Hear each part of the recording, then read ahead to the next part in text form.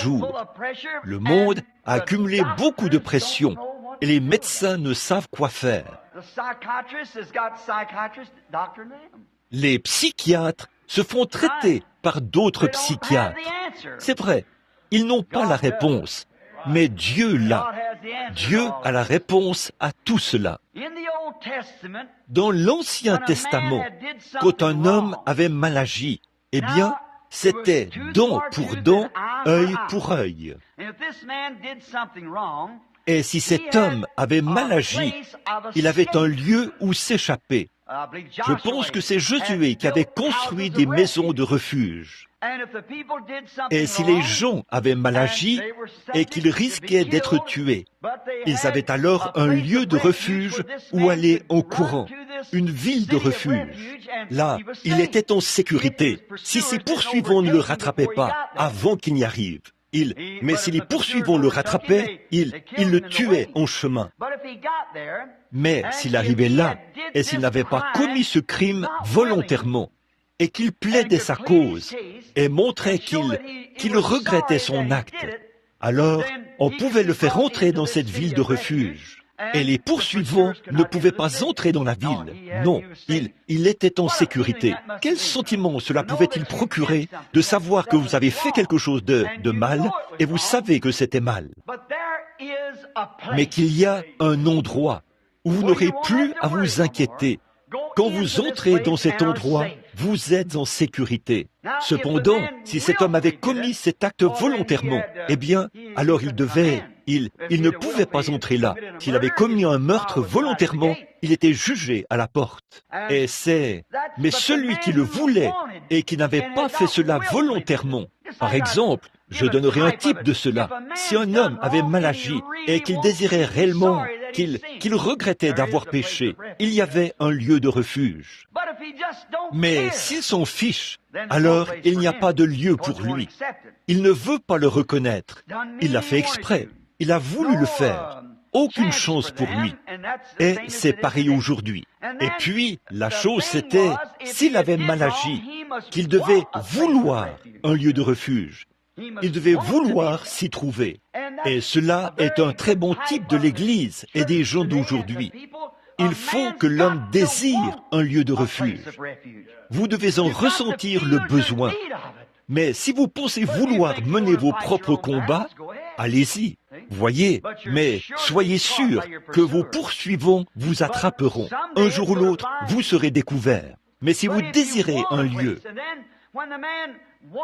alors, quand cet homme désire un lieu et qu'il le trouve, il doit être disposé à y rester.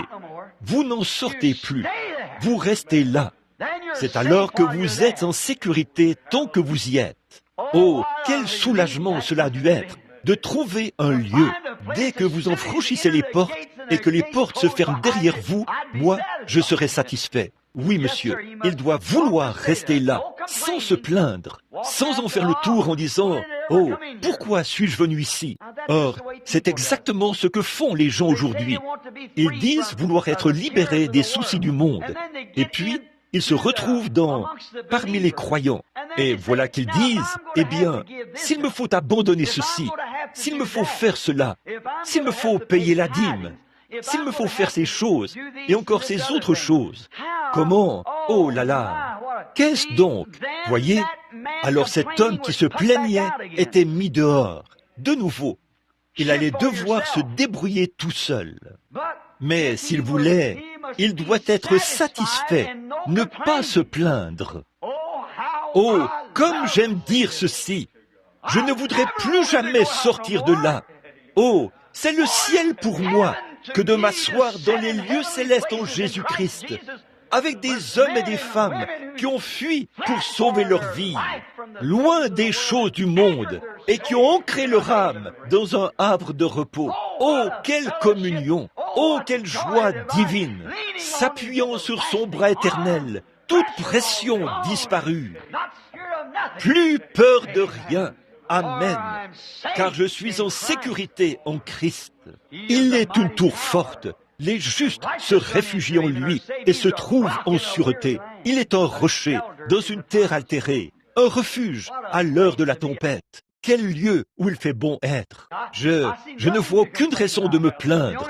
La seule plainte que j'ai, c'est pourquoi ne l'ai-je pas fait bien avant. J'ai attendu d'avoir vers 19, 20 ans. J'aurais dû. L'autre jour, un homme m'a rencontré, un jeune homme, et je parlais du scandale que provoquent ces dames dans la rue, qui portent ces vêtements qui les font ressembler à des hommes. Et j'y suis allé assez fort. Un jeune homme m'a rencontré à la porte. Il a dit, un instant, et ici, ils font la super fiesta, vous savez.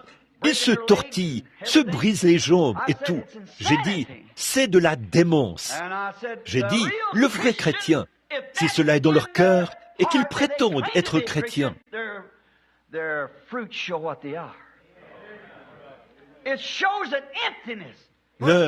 fruits montrent ce qu'ils sont. Cela montre un vide pour tout homme ou toute femme d'essayer de se satisfaire des choses du monde, des charognes du monde, essayer de s'en satisfaire, alors que Sion est pleine de beauté et de puissance. Être satisfait, pouvoir relâcher la pression. Pourquoi voudriez-vous échanger de la nourriture d'ange contre l'ail de l'Égypte, comme le voulait Israël? Oh, il y a un lieu où relâcher la pression. Entrez-y et vous serez en sécurité une fois entrés là. Combien il est merveilleux de le savoir. Très bien. Aucune plainte. Ce jeune homme m'a dit, il a dit, écoutez, monsieur Branham, il a dit, vous êtes un homme de 50 ans. Il a dit, vous n'admirez pas la beauté des femmes quand vous les voyez marcher. J'ai dit, il a dit, si vous aviez mon âge, il avait à peu près 25 ans. Il a dit, si vous aviez mon âge, vous verriez les choses différemment. J'ai dit, monsieur, je prêchais ce même évangile quand j'étais des années plus jeune que vous maintenant.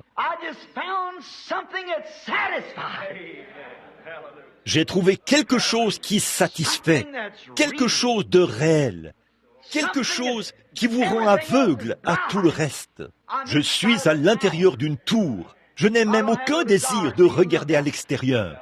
Celui qui met la main à la charrue, même qui se retourne pour regarder en arrière, n'est pas digne de labourer. Quel bel endroit où venir. Oui, à l'extérieur, vous mourrez. À l'intérieur, vous êtes en sécurité. Entrez donc et relâchez la pression. C'est la chose à faire. Et Christ est notre tour. Oui, le seul lieu de sécurité auquel Dieu a pourvu. Josué a construit ses maisons et ses villes de refuge. Et Dieu nous a construit une ville de refuge. C'est dans son Fils, Jésus-Christ. Le nom de l'Éternel est une tour forte. Les justes s'y réfugient et se trouvent en sûreté. Alors vous dites, et si vous tombez malade là, à l'intérieur, il s'est chargé de nos maladies dans cette tour où nous nous trouvons. Il s'est chargé de nos maladies dans son corps. Nous avons, eh bien, vous dites, et si vous devenez là, quand vous êtes à l'intérieur, à cause de tous les soucis et autres, déchargez-vous sur lui de vos soucis. C'est écrit sur tous les murs, tout autour, sur chaque porte. Déchargez-vous sur lui de vos soucis, car il se soucie de vous. Faites confiance à sa parole promise. Ses paroles sont écrites sur notre cœur. Nos cœurs sont les tables de sa parole, comme Marthe, Marie et tout au long. Voyez, la mort elle-même ne vous fait pas peur ici, à l'intérieur, quand vous êtes dans le Seigneur. Pourquoi? Il est ressuscité des morts. Nous n'avons pas à nous inquiéter à ce sujet. Quand la mort arrive, comme dans le cas de la petite sœur dont on parlait là, si c'est l'heure de partir, allons-y. C'est ça. Qu'est-ce que vous faites? Vous échangez cette vieille carcasse vile que nous avons contre un corps immortel, rendu semblable à son corps glorieux. Qui ne voudrait pas échanger cette maison de pestiférés contre quelque chose comme ça? Dites-moi qui ne le voudrait pas. Une personne plus âgée, une personne plus jeune, peu importe, que vous ayez seulement 15 ou 12 ans, peu importe, la mort est couchée à votre porte. Vous n'en connaissez pas l'heure. Un jour ou l'autre, ce cœur humain qui bat comme ça devra s'arrêter. Et il peut s'arrêter quand vous avez 10, 12 ans. Chaque jour, des milliers d'entre eux s'arrêtent. Mais ici, dans ce corps que nous allons échanger, ce n'est pas le sang qui y est pulsé, c'est le Saint-Esprit. Et il ne peut pas mourir. Il est immortel, éternel, et il ne peut pas mourir. Quelle promesse! Oui, même la mort est retenue. Regardez Israël. Eh bien, la mort allait s'abattre sur toute l'Égypte. Et Dieu avait pris des dispositions. Il leur a préparé un refuge. Et il a dit, prenez un agneau et immolez-le, et appliquez le sang sur le linteau, le poteau et sur la porte. Et quand je verrai le sang, je passerai par-dessus vous. L'Égypte s'est moquée de ça, mais c'était une voie pourvue par Dieu pour éviter la mort. Et alors, quand ces grandes ailes sombres de la mort ont balayé la ville, et ville après ville, dont toute l'Égypte, et que la mort s'est mise à entrer dans chaque maison, provoquant des hurlements, je peux voir Israël tout à fait détendu, relâchant la pression. Il se peut qu'un petit garçon se soit approché de son père, et il dit, « Papa, tu sais, je viens d'entendre ce coursier qui parcourait la rue. Le petit Johnny avec qui je jouais là, il est mort. Et papa, je suis ton premier-né. » Je peux voir le vieux papa se lever, enlever ses lunettes, dirions-nous, poser sa Bible et dire, « Viens ici, mon garçon. »« Papa, cela avance dans la rue. » Relâche la pression, fiston. Viens ici une minute. Tu vois ce sang? Oui, papa, je le vois. Eh bien, relâche la pression. Jeune homme, tu n'as pas besoin de rouler à toute allure dans la rue avec ton bolide. Tu n'as pas besoin de faire ces choses. Vérifie et regarde si le sang est là. Relâche la pression.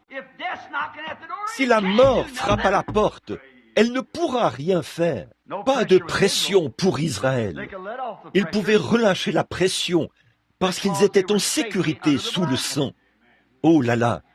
Lors de cette nuit particulière de la Pâque, ils étaient certainement calmes. Ils avaient relâché la pression parce qu'ils pouvaient vérifier et voir qu'ils avaient le sang. Et quand ils voyaient le sang, ils savaient qu'il avait promis qu'ils passeraient par-dessus eux. Oh, après qu'ils avaient suivi toutes les instructions de Dieu, Dieu avait promis de passer par-dessus eux. Regardez, quelle belle image pour l'Église aujourd'hui. Maintenant, je vais me dépêcher. Toutefois, il me faut prendre un instant pour bien établir ceci. De nos jours, nous ne faisons que quitter une assemblée pour aller dans une autre. Nous transportons nos documents, nos lettres, d'une église à l'autre. Si les méthodistes ne font pas quelque chose qu'ils devraient faire, d'après vous, vous amenez cela chez les baptistes. Des baptistes chez les presbytériens. Vous allez de l'un à l'autre. Voyez? Qu'est-ce qu'il y a? Cela montre simplement que vous n'en êtes pas encore arrivé là. Vous n'êtes pas encore arrivé là où vous pouvez relâcher la pression. Voyez? Vous regardez à quelque chose auquel vous ne devriez pas regarder. Les chrétiens qui vont d'une dénomination à l'autre, cela montre qu'ils ne sont jamais arrivés à ce refuge. Voyez? Parfois, ils partent dans des séminaires. C'est bien. Ils apprennent à connaître la parole le mieux possible. Ils rentrent chez eux et ils essayent de parler de cette parole autant que leur dénomination leur permet de le faire. Et c'est bien, mais ce n'est pas ça. Il ne s'agit pas de connaître sa parole, mais de le connaître lui. Lui. Mais bien sûr, ce qui compte, ce n'est pas votre niveau de connaissance de la parole, la bonne Église que nous avons, l'importance de notre dénomination aux yeux du monde, les exemptions que nous avons obtenues grâce à ceci, et toute la communion que nous avons avec le monde. Quelle sorte de gens viennent chez nous? Ce qui compte, c'est vous. Êtes-vous sous le sang? Il s'agit de vous en tant qu'individu.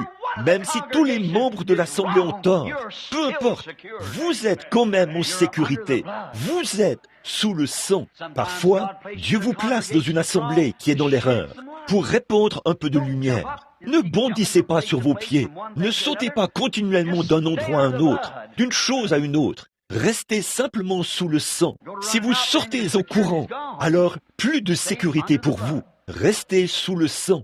Son nom est une tour forte. Les justes s'y réfugient et se trouvent en sûreté. Relâchez la pression. Regardez-le dans ces heures où nous savons qu'il y a des gens qui sont sous ce sang. Nous en voyons la confirmation. Nous voyons Dieu.